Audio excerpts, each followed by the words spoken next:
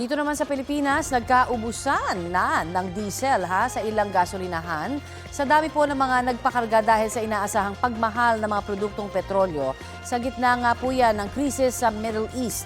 Paalala ng Department of Energy, mahigpit na ipinagbabawal ang hoarding. Balitang hatid ni James Agustin.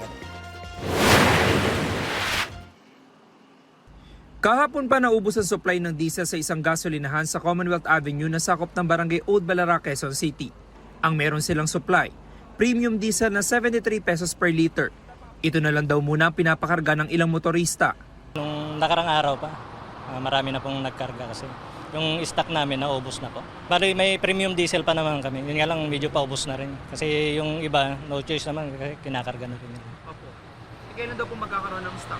Wala pang abiso sir kung kailan yung stock na darating. Sa isang gasolinahan sa Fairview, zero na ang nakalagay sa signage ng presyo ng diesel. Kahapon pa raw ng tanghali na wala ng supply. Marami pong nagpapakarga po. Mga trucks, mga PUV, mga jeep. Kasi nasabihan na lang po namin sila na wala po. Wala na pong supply, wala ng diesel. Kailan daw po magkakaroon ng stock? Hindi ko po masabi sir kung kailan po sir.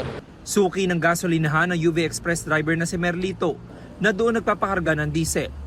Problemado siya lalo pat bahagi ito ng kanyang pamamasada. Sa iba na lang po kami, kung maghanap lang po ng medyo mababa po ang mga mababa po yung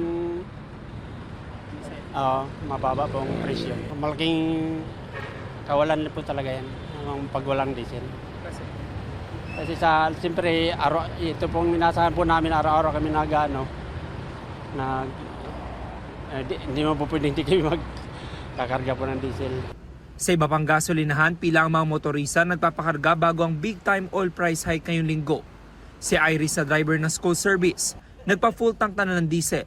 Para po makahabol po sa medyo mura po na diesel ngayon. 1,000 pisong halaga ng diesel naman ang pinakarga ni Edwin. Kapag daw sumipa ang presyo nito, mapipilitan siyang igarahe muna ang kanyang van na pinapanghakot ng mga paninda. Paano mo dadalhin sa tindahan mo yung ititindahan mo? Paano maging diskarte niyo tayo? Baka magmotor na lang. Salib na 4 wheels, motor na lang. Samantala, nagpaalala ang DOE sa mga gasoline stations na sundin ang patakaran sa presyo ng produktong petrolyo at mahigpit na ipinagbabawal ang hoarding.